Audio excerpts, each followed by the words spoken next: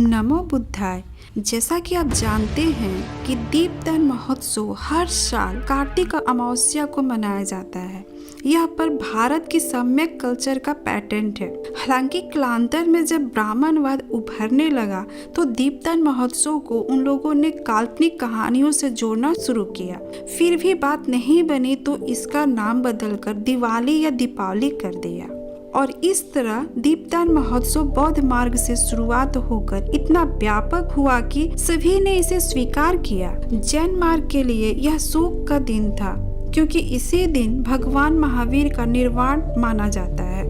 आज वो भी दीपदान महोत्सव मनाते हैं।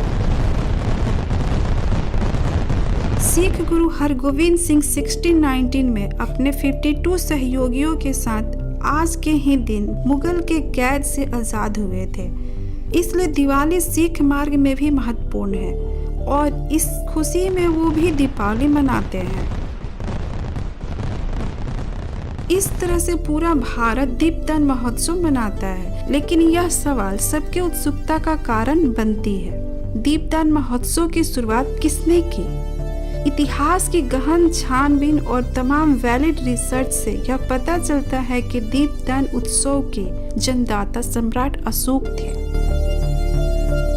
विभिन्न इतिहासकारों ने यह लिखा है कि सम्राट अशोक के साम्राज्य में 84,000 नगर या क्षेत्र थे और इसी दिन उन्होंने हर नगर के लिए एक एक बौद्ध स्कंद बनवाए थे। बौद्ध स्कंद को बौद्ध स्तूप भी कहा जाता है। यह बात पूरी दुनिया जानती है कि पूरी दुनिया के इतिहास में सबसे बड़े शासक सम्राट अशोक हुए थे। 2250 साल पूर्व के यह सम्राट अपने समय में पूरी दुनिया के 33% से ज्यादा आबादी पर शासन किए थे। कुछ लोग सिकंदर उर्फ अलेक्जेंडर को विश्व विजेता कहते हैं, लेकिन सम्राट अशोक का कार्य क्षेत्र अलेक्जेंडर से भी कहीं ज्यादा विशाल था। यही नहीं, सिकंदर पूरी दुनिया में कोई सांस्कृतिक विकास नहीं कर पाया था। ना ही आज तक के इतिहास में किसी भी शासक में इतना दमखम रहा जो सम्राट अशोक के कार्यों के एक हिस्से भर भी सांस्कृतिक विकास कर पाए। ऐसे महान सम्राट अशोक के द्वारा शुरू किए गए दीपदान महोत्सव जो हर स्तूप पर कम से कम एक दिया एक ही दिन, जिस दिन सबसे घनी रात होती है, कार्तिक अमावस्या पर जलाना, यह साबित करता है कि जम्मू द्वीप को दीपों के दान से हमेशा के लिए जिंदा करने की परंपरा को जिंदा कर गए थे। यही कारण है कि आज उनके विरोधी भी इसी दीपदान महोत्सव को मनाने का लोभ नहीं छोड़ पाते, चाहे भले ही उन्हें काल्पनिक कथा कहानी का ही सहारा क्यों न लेना पड़े। अब जब बात काल्पनिक कथाओं की आ ही गई है तो ये सुन लीजिए, क्या ये कहानियां सही हो सकती है? राम ने रावण को मारा और अयोध्या आ गया, इसलिए पूरा भारत दिए जलाने लगा। हालांकि ये काल्पनिक कहानी है, लेकिन दिए अयोध्या में जले या पूरे भारत में? राम अयोध्या के राजा थे या पूरे भारत के? क्या अयोध्या पूरे भारत की राजधानी थी जो राम के आने पर दिए जलाने लगी? राम जब रावण से युद्ध करने गए तो उनका साथ भारत के किसी भी राजा ने नहीं दिया, न जनता ने। जंगलों के बानर, भालू, जीव जंतुओं को लेकर युद्ध करने गए और घर लौटे तो पूरा भारत दिवाली मनाने लगा। लेकिन कैसे? इतिहास को सही से खंगाले तो 2700 साल पहले आज के अयोध्या में नगरीय जीवन भी नहीं था। इसका खुलासा खुद भारत के आर्कियोलॉजी डिपार्टमेंट ने किया है। यहाँ तक कि अयोध्या का पुराना नाम भी साकेत था और अयोध्या नाम भी काफी नया है। नए नाम अयोध्या ही वाल्मीकि रामायण में मिलता है। तो कुल मिलाकर यह कहानी पूरी तरह से काल्पनिक है और काफी बाद में लिखी गई है। अगर आपने मेरी वीडियो 1 दशरथ जातक कथा देखी है तथा वीडियो 3 शाम जातक कथा देखी है तो आप आसानी से समझ जाएंगे कि वाल्मीकि रामायण बौद्ध जातक कथाओं से ही लेकर बढ़ा चढ़ाकर गलत ढंग से लिखी गई है। जबकि दशरथ जातक कथा में राम जब 12 साल वनवास के बाद घर लौटते हैं तो कहीं भी दीप जलाने का कोई वर्णन नहीं मिलता है। और राम किसी अयोध्या के नहीं बल्कि वाराणसी नगर के थे।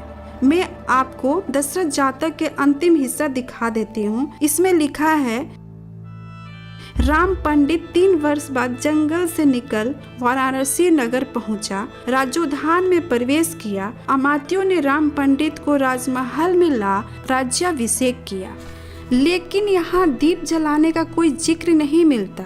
डिटेल्स के लिए आप मेरे चैनल पर वीडियो 1 दशरथ जातक कथा देखें। इसी तरह में और भी काल्पनिक कहानियां जैसे नरकासुर का वध कृष्ण द्वारा बताया गया है, जिसके कारण दीपदान महोत्सव मनाया जाता है। यह कहानी भी काल्पनिक है क्योंकि पूरे भारत के इतिहास में नरकासुर नाम का कोई राजा न हुआ, न ही उसका कोई सबूत है। यहाँ तक कि कृष्ण की कहानी भी घट जातक कथा से लेकर काफी बाद में लिखी गई है। आप मेरी वीडियो घट जातक कथा में इसके डिटेल्स देख सकते हैं। इन सारे संदर्भों से अब तक आप समझ गए होंगे कि दीपदान महोत्सव पूरा भारत मनाता तो है, लेकिन उसकी असल वजह उसे छुपाई गई है और काल्पनिक कहानी जानबूझकर परोसी गई है। मैं सैल्यूट करती हूँ सम्राट अशोक को, जिन्होंने भारत को दीपदान महोत्सव का त्योहार गिफ्ट दिया। दीपदान महोत्सव सम्यक कल्चर का एक अहम हिस्सा है। भगवान बुद्ध ने तो दीप शब्द का इस्तेमाल करते हुए अतो दीप भाव यानी अपना दीपक खुद बनो, और यही दीप उनके सबसे खास अनुयायी सम्राट अशोक ने दीपदान में बदलकर पूरे जम्मू द्वीप वासियों को हमेशा हमेशा के लिए उजाले का प्रतीक के रूप में जीवंत कर दिया गया। यही कारण है कि पूरे विश्व में आज जितने बौद्ध मार्गी देश हैं या जिन भी देशों में बौद्ध मार्गी हैं, वो सभी दीपदान महोत्सव में दिए जलाकर हर्षोल्लास मनाते हैं। आप सभी से अनुरोध है, अपने सम्यक कल्चर के इस पावन त्योहार पर दिए जलाकर सम्राट अशोक तथा बुद्ध को जरूर स्मरण करें।